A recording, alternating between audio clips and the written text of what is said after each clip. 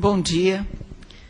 Nós vamos iniciar, então, a nossa quarta mesa do Seminário Internacional sobre o Direito à Memória. E hoje a intenção é que nesse painel a gente discuta a questão da verdade não revelada, né? O problema da abertura dos arquivos, do habeas data. E então eu gostaria de chamar nesse momento para dar o testemunho os representantes da família, os familiares do Manuel Fiel Filho, um operário que foi torturado e morto no início de 1975, se não estou enganada, 76. E estão aqui presentes a dona Tereza de Lourdes Martins Fiel e suas filhas. Não, a Tereza ainda não. A Tereza está lá dentro. Então, as filhas dela e o neto. Vocês querem subir, por favor, e vocês têm 10 minutos. Eu não sei se todos vocês vão falar ou... Tá.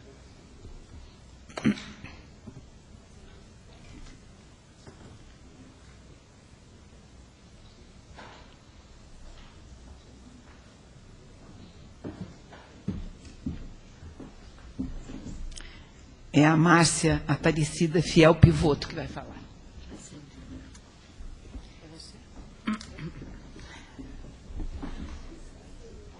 Como boas irmãs, existe uma troca aqui de responsabilidades.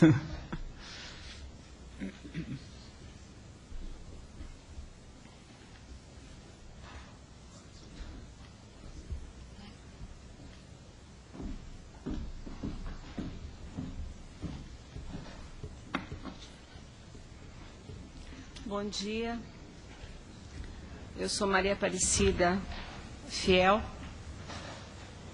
filha de um dos últimos mortos que eu saiba na época da ditadura, que foi em 76. Meu pai morreu dia 17 de janeiro de 76. Coisas que até hoje a gente não compreendeu muito bem o que aconteceu. Não estou acostumada a falar, estou nervosa. Abalou muito a gente até hoje, porque era um homem calmo, um homem pacífico, um homem que não saía de casa, era de casa para o serviço, então a gente não tinha muito contato com esse lado na política dele.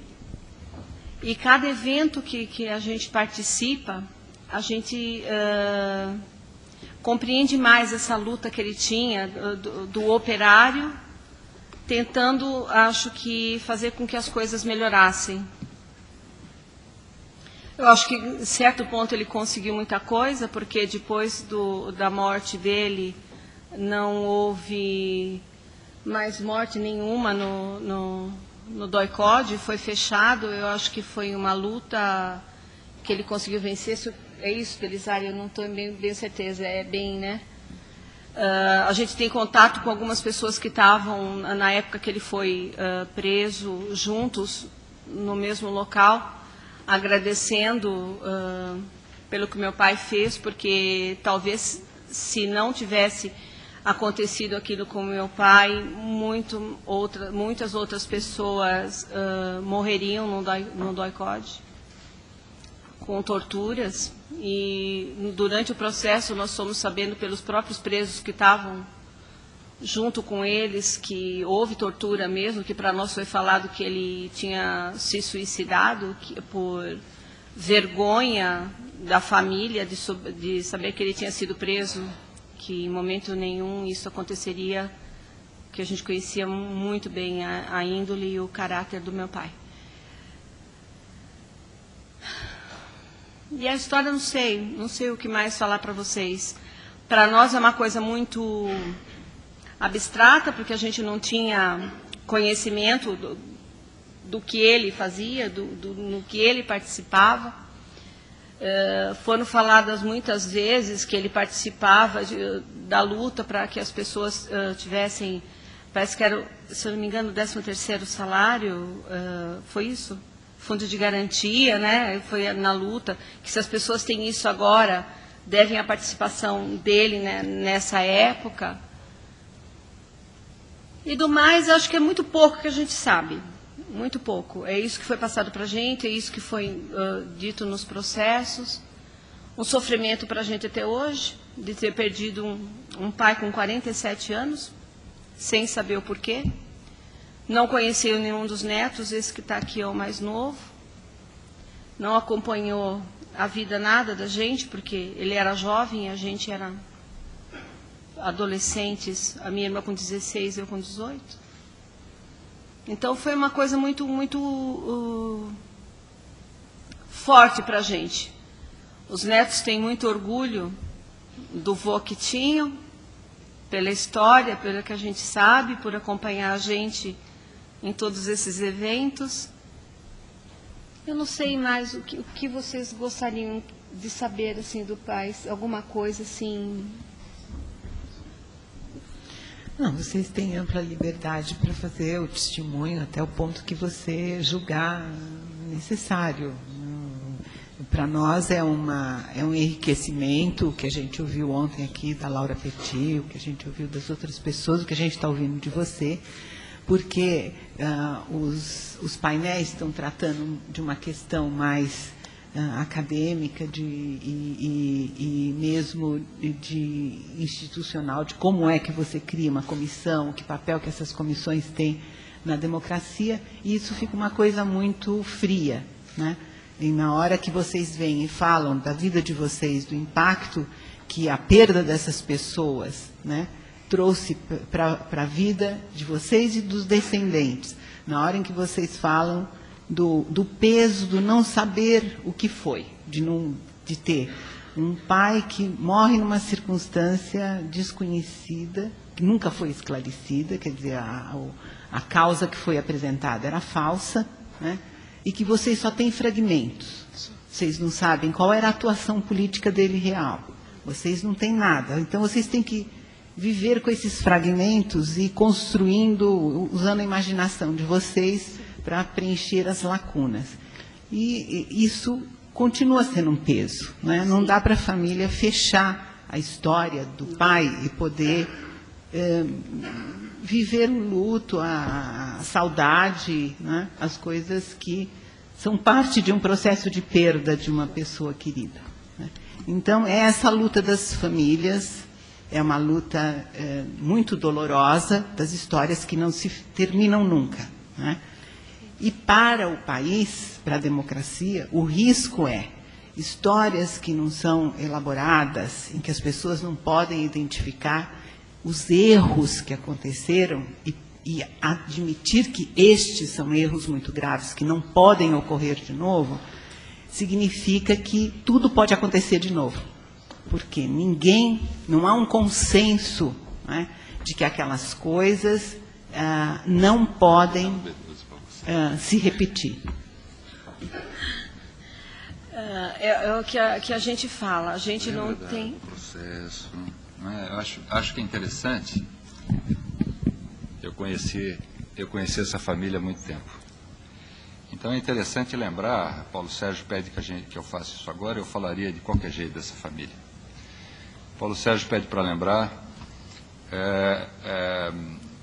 o caráter simbólico que teve, muito mais também o caráter real que teve, mas o caráter simbólico que teve, porque com o assassinato do Vladimir Herzog em outubro de 75, supostamente por suicídio, não é, as contradições internas daquele regime, as manifestações de rua, as missas, foram acirrando as coisas, né? Se vocês bem se recordam, a missa do Vladimir Herzog, a CET fez na cidade de São Paulo, ela criou como se fosse uma enchente, interrompeu grandes avenidas, para ninguém ir à missa no final de outubro, que foi rezada a missa, o ato interreligioso foi rezada por Dom Paulo, teve a participação do James Wright. Agora, quando logo no início de 1976, Manuel Fiel Filho é morto nas mesmas condições, caiu o comandante do 2º Exército, né? Ele cai porque, enfim, aquelas contradições internas, o Geisel... Teve uma diferença, Belisário. Um foi com o cinto e o outro foi com a meia. Claro, eram diferenças, assim, enfim, mínimas, mas era evidentemente uma forma de esconder um excesso de tortura, uma tortura, vamos dizer, que em si é absolutamente... uma tortura que fugiu do controle, né?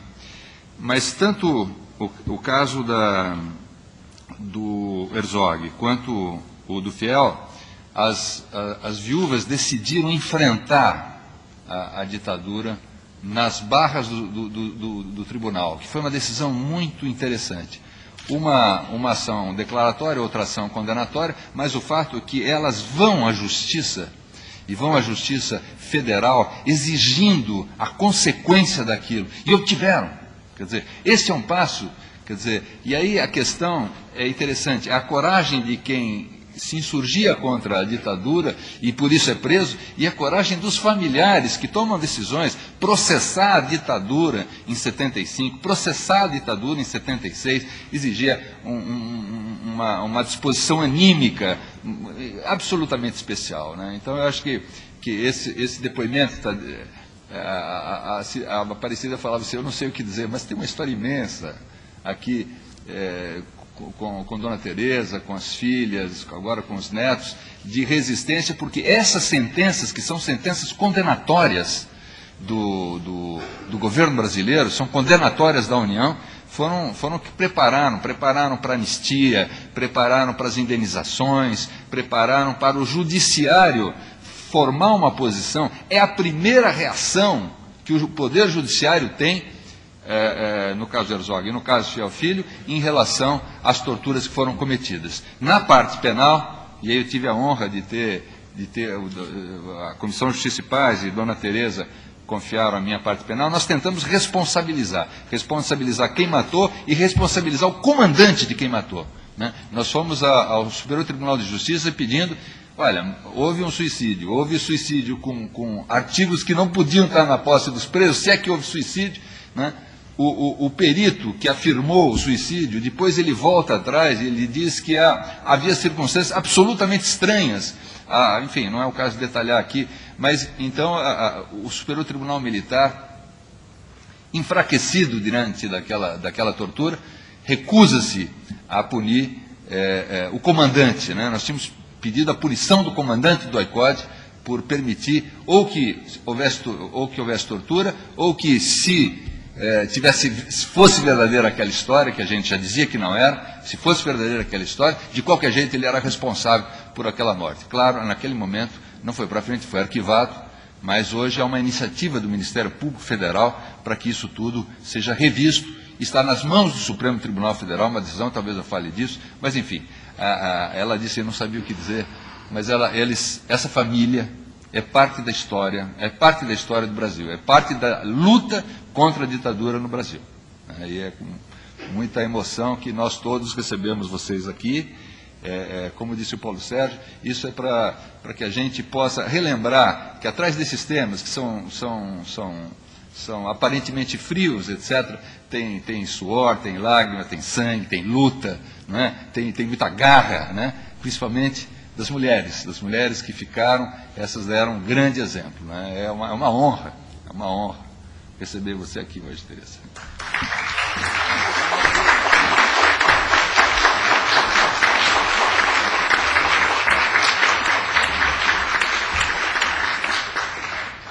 Obrigada.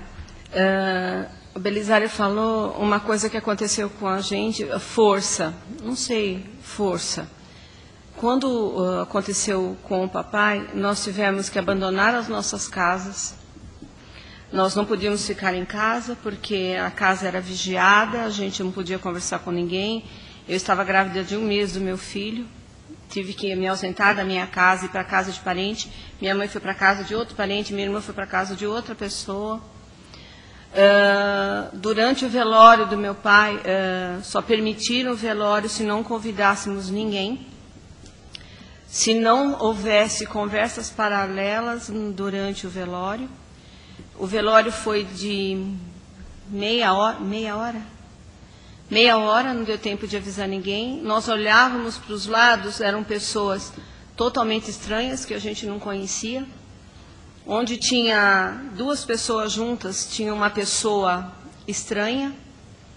A hora que o caixão foi fechado, não deixaram nenhuma de nós ficar perto.